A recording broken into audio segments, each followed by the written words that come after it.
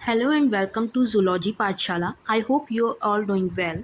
In today's video, we are going to discuss about general classification and diversity of amphibian. आज की इस video में हम amphibian के जनरल क्लासिफिकेशन और उसकी डाइवर्सिटी के बारे में पढ़ेंगे, मतलब कि हम उसकी क्लासिफिकेशन पूरी तरह से जानेंगे कि वो कैसे कैसे उसके फीचर्स होते हैं, ठीक है, और क्या क्या उसकी क्लासेस होती हैं, किस किस टाइप की उसमें जो है कि हमारे ऑर्गेनिज्म आते हैं। आइए स्टार्ट करते हैं। सबसे पहले हम देख लेते हैं एम्फीबियंस क्या होते हैं।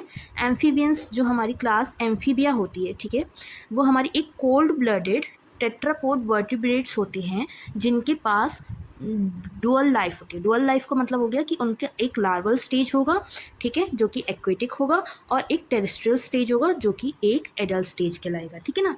लार्वल स्टेज क्योंकि एक्वेटिक है, पानी में रहने का है, और एडल्ट स्टेज क्योंकि टेरेस्ट्रियल है, तो ये क्या है, लैंड और वाटर दोनों में रहने वाले एनिमल्स एम्फीबियंस, ठीक है। अब ये सबसे पहले ये जो वर्टिब्रेट्स हैं एम्फीबियंस जो हैं, ये हमारे जो डिवोनियन पीरियड में जो है कि देखे गए थे, या मान लीजिए इनको लैंड पे जो है कि पाया गया था, ठीक है, जो हमारा 370 मिलियन ईयर्स पहले का टाइम था, ठीक है। अब इसका जो नेम एम्फीबियंस जो पढ़ा, एम्फीबिया जो हमारी क्लास पढ़ी, इसका नेम जो आया है वो हमारे ग्रीक वर्ड से आया है, जिसमें हमारा एम्फी वर्ड जो होता है वो होता है बोथ, ठीक है, और बायोस वर्ड होता है हमारा लाइफ का, ठीक है।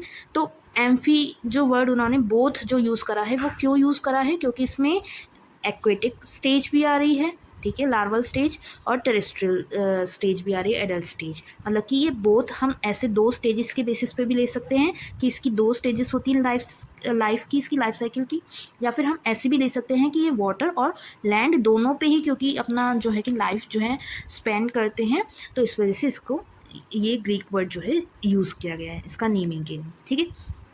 इसमें अगर हम स्पीशीज़ की बात करें तो हमारी 8000 प्लस स्पीशीज़ जो हैं ग्लोबली हमें देखने के लिए मिलती हैं एम्फीबियंस में, ठीक है, और उनकी सबकी डाइवर्स फॉर्म्स हैं और इकोलॉजिकल एडेप्टेशंस भी डिफरेंट हमें उनमें देखने के लिए मिल जाते हैं। अब अगर हम इसकी जनरल कैरेक्टरिस्टिक्स के बारे में बात करें, सबसे पहले हम फीचर्स में हमारा बॉडी कवरिंग देख लेते हैं। बॉडी कवरिंग की अगर हम बात करें तो इनकी बॉडी जो होती है मॉइस्ट होती है, ठीक है, इसकी कवरिंग जो होगी ग्लैंडुलर स्किन होगी, उस पर स्केल्स जो हैं मौजूद नहीं होंगे, प्रेजेंट नहीं होंगे, ठीक है। क्यूटेनियस रेस्पिरेशन करते हैं ये स्किन से, ठीक है। लिम्स की अगर हम बात करें तो इनके 4 लिम्स होते हैं, टेट्रापोड्स, तभी हम बोल रहे हैं टेट्रा मीन्स 4, ठीक है ना। अब कुछ में ये जो होता है ये एब्सेंट भी होते हैं, 4 लिम्स जो हैं ये एब्सेंट भी होते हैं, ठीक है। पेंटाडेक्टाइल लिम्स इन एडल्ट्स, जो 5 लिम्स वाले पेंटाडेक्टाइल लिम्स जो हैं वो एडल्ट्स में, कुछ एडल्ट्स में देखने के लिए मिलते हैं, ठीक है।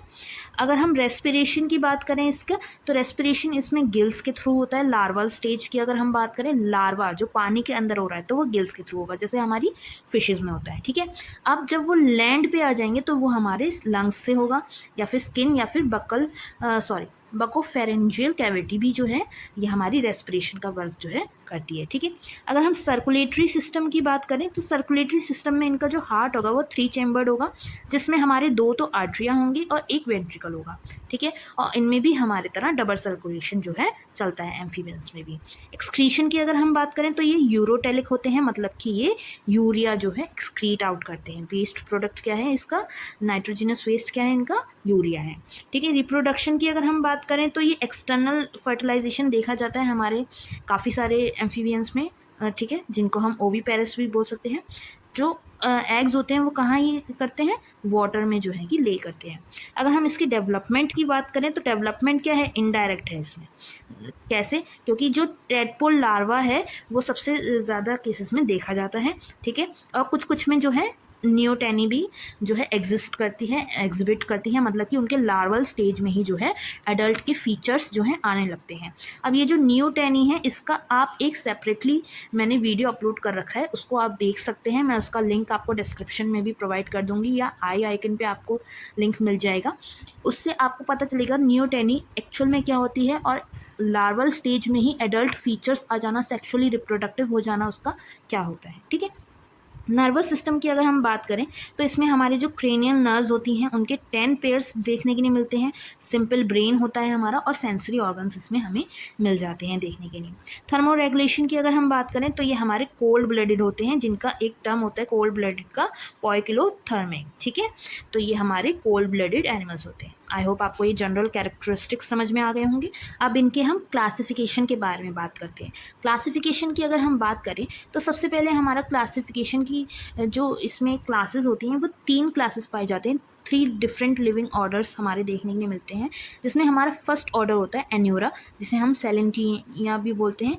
सेलेंटिया में जो हमारे एनिमल्स देखने को मिल गए या ऑर्गेनिज्म देखने के लिए मिल गए, उसमें हमारे मोस्टली फ्रॉग्स और टोड्स हमारे कॉमनली हम बता सकते हैं, ये सबसे ज़्यादा देखने के लिए मिलते हैं। और फैमिलियर एम्फीबियंस मोस्टली हमें अपनी लाइफस्टाइल में कहीं ना कहीं देखने के लिए, रेगुलर लाइफस्टाइल में देखने के लिए मिल जाते हैं। ये हमारी पूरी, मैंने आपको एक डायग्राम के बेसिस पे फ्रॉग की एक लाइफ साइकिल दिखा रखी है। क्या है, एग लेज हुए, ठीक है, उससे एम्ब्रियो बना, उससे फिर टेडपोल बना, टेडपोल लार्वल स्टेज हो गया हमारा, ठीक है। टेडपोल से फिर हमारे 2 लेग्स वाला टेडपोल बना, ठीक है। फिर उससे हमारा टेट्रापोड बना, 4 लेग्स वाला टेडपोल, फिर वो हमारा एडल्ट स्टेज में जो है मेटामॉर्फोसिस हमारा ये कंप्लीट होकर के फ्रॉग बन गया, ठीक है। अब वो फ्रॉग है, उसने फिर एग लेज की और ये हमारी लाइफ साइकिल जो है चलती रहेगी, ठीक है। अब इसके थोड़े कैरेक्टरिस्टिक्स भी देख लेते हैं। अगर हम इसकी बॉडी की बात करें तो ये शॉर्ट होती है और ब्रॉड होती है। इसमें टेल्स जो है एडल्ट में आ करके गायब हो जाती है।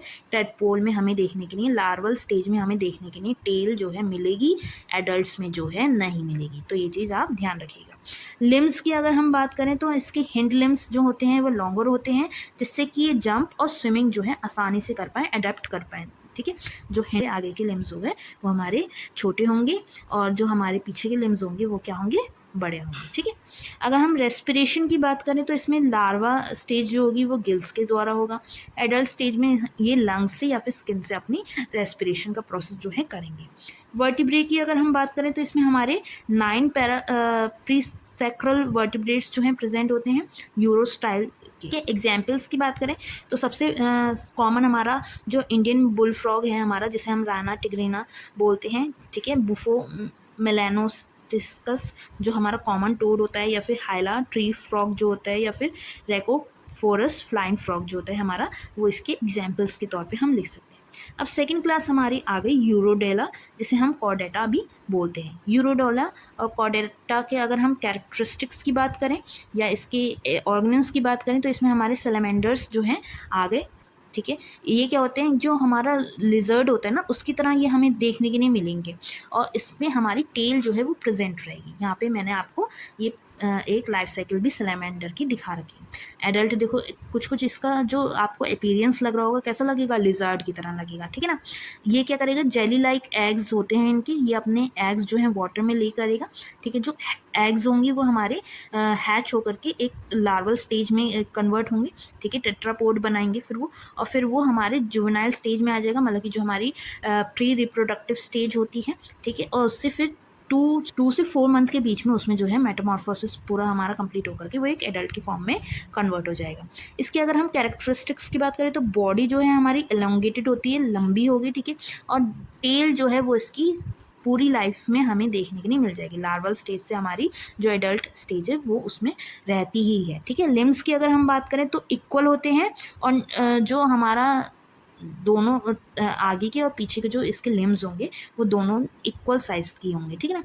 लार्वल स्टेट्स की अगर हम बात करें तो कुछ लार्वल स्टेट में जो है न्यूटेनी वो देखने के लिए हमें मिलती है। न्यूटेनी मैंने आपको अभी भी बताया, आप वो वीडियो अगर देखेंगे तो आपको वो अच्छे से समझ में आएगा कि मतलब कि इसके जो लार्वल स्टेज होती है ना उसमें ही कुछ ना कुछ अडल्ट फीचर्स जो हैं वो आ जाते हैं। वो लार्वल स्टेज ही जो है सेक्शुअली रिप्रोडक्शन के कैपेबल होने लगती है, ठीक है। फर्टिलाइजेशन की अगर हम बात करें तो इसमें फर्टिलाइजेशन जो है इंटरनल होता है, लेकिन कुछ एक्सेप्शंस हमें देखने के लिए मिलते हैं, ठीक है।